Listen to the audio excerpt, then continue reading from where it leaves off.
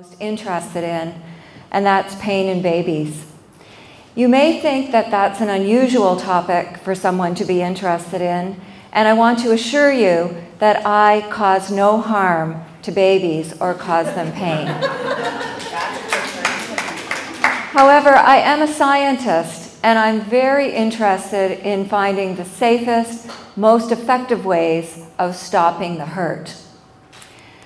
Now, all babies have pain. This is my granddaughter, Charlotte. And Charlotte had a few pokes and prods in the first few hours of life to ensure that she was a healthy baby, and then she went home with her parents.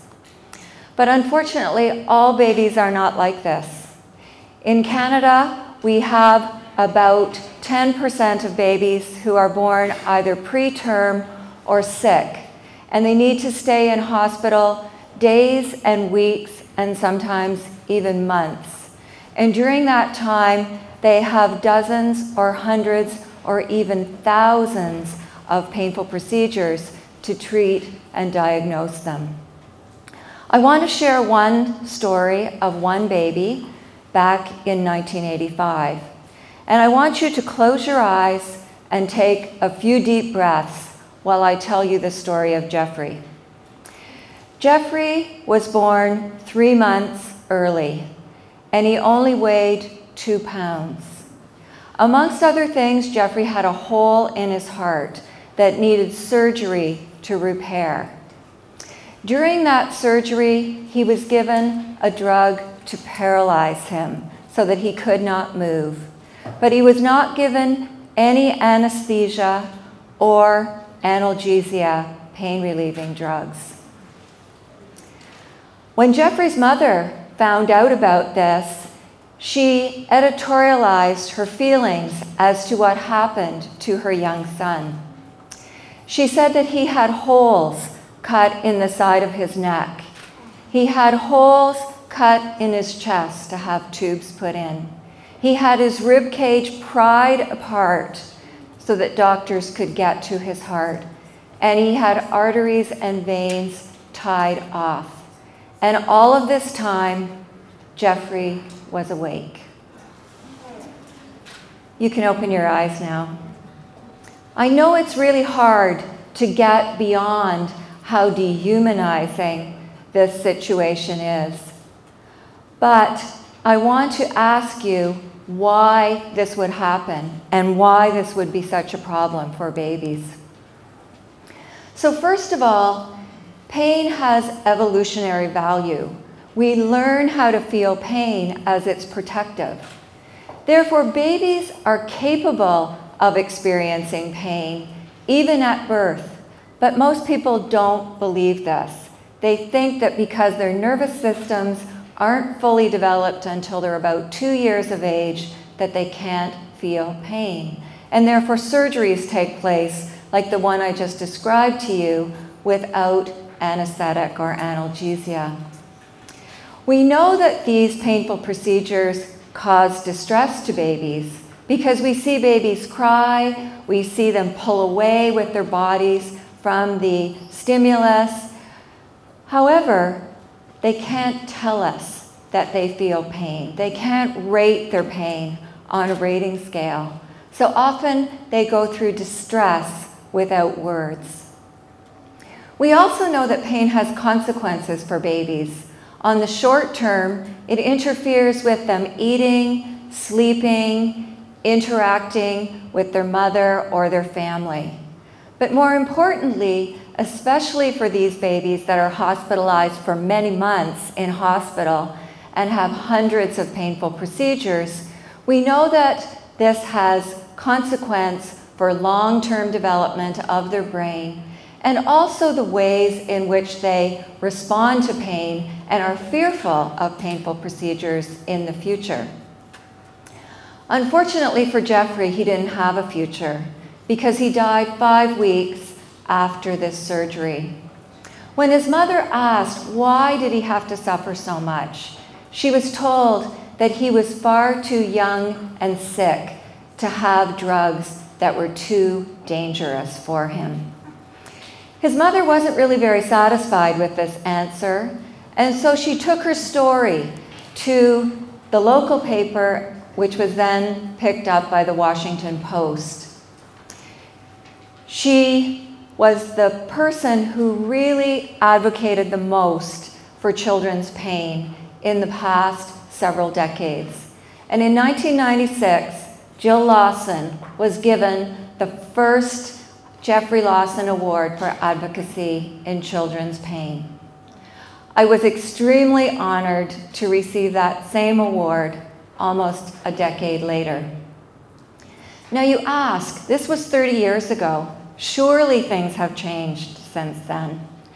But I fast forward you to January of this year, and this was the picture on the front of the New York Times. And this is a young baby that's receiving an immunization for measles. You can see that his caregiver, likely a parent, is holding him down. And the person that's administering the vaccine is also restraining him so he can't move.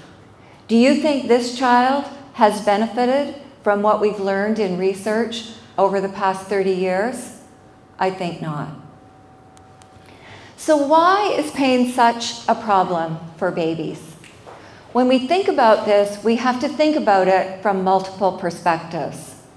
First of all, there's the baby themselves. And unfortunately, pain is surrounded by myths and myth beliefs. We believe that babies cannot experience pain, even though there's good science to tell us that they can. We believe that they can't remember pain, and therefore it's not important. But I've already told you that babies respond differently when pain isn't managed to a painful event. And finally, people think there's no consequences to that pain. So there's that so what question. Why does it matter? When we think of healthcare professionals, we think, what is the problem around pain with them?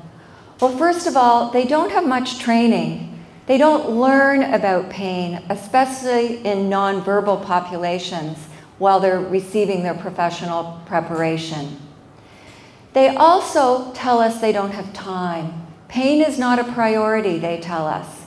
And yet when we ask patients what is the biggest priority in care, they tell us it's being comfortable and not having pain. Healthcare professionals work in highly technical environments, and therefore some of the human aspects of care often get lost. And finally, there's tradition, there's culture. This is the way we do things around here, and we don't really want to change. Therefore, healthcare professionals that are even interested in making this a better situation for babies are often helpless and frustrated to do anything about it. Then we have the scientists like myself.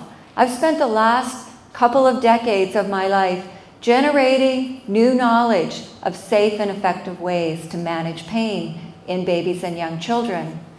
However, we live under this illusion that people are going to be very excited to hear about our new evidence and take it up and use it in their practice. Often this evidence is found in some journal that's on some dusty cupboard or shelf that is waiting for our deans at our universities to recognize it. But we need to find more effective ways of getting what we learn from research into practice. There's a whole science of implementation. And finally, we have parents who have the best interest of the babies at heart. And yet they don't know how to assess pain themselves, and they don't know how to effectively advocate for their babies. So what's the solution? How can we move out of the past and into the future? So the easiest thing would be to stop doing painful procedures to babies. Now, healthcare professionals would argue that they need information from these situations in order to best diagnose and treat infants.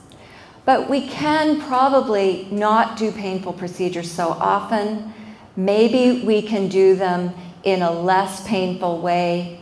Certainly we need to be able to feel comfortable enough to ask those questions. Next, we look at training and education for healthcare professionals.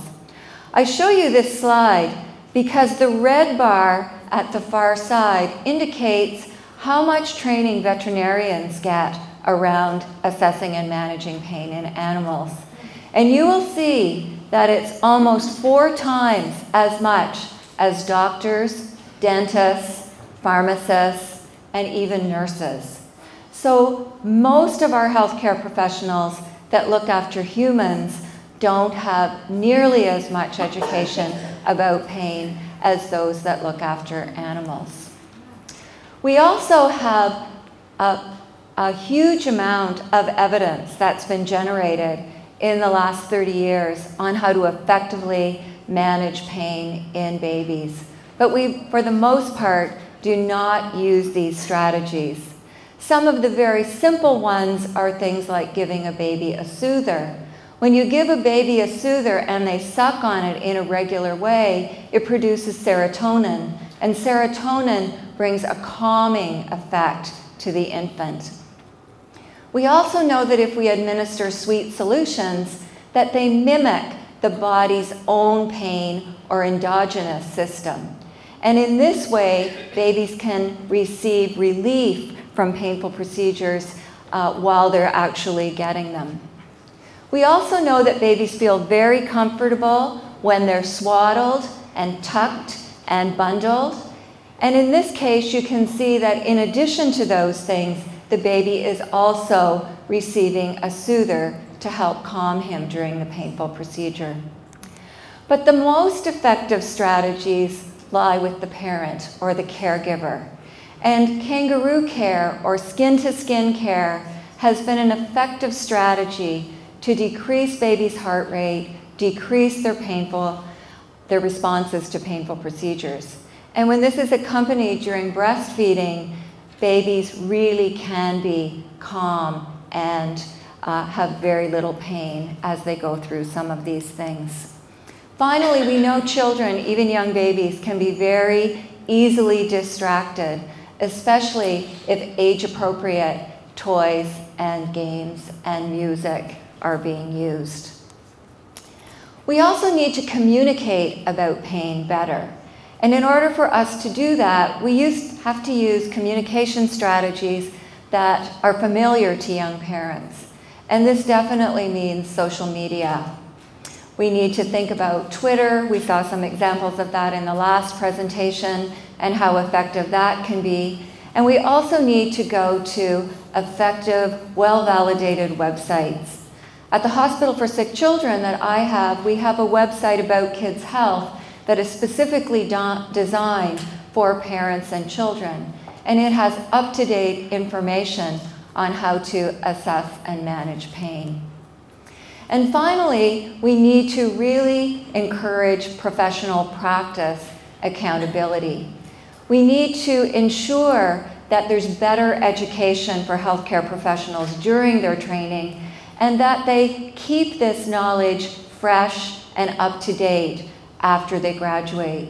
We have to engage them in continuous quality improvement practices whereby they diagnose problems, set aims, take baby steps towards improving them, and not feeling frustrated if they fail. They need to be resilient and come up with new solutions and new applications. And finally, we need to engage parents as partners. When I think about how we can do this and talk to parents, I find out that parents don't want to be consulted or they don't want to provide information. They want to be a true partner. They want to be at the center of their child's care. And they're willing to do this if only we would teach them how.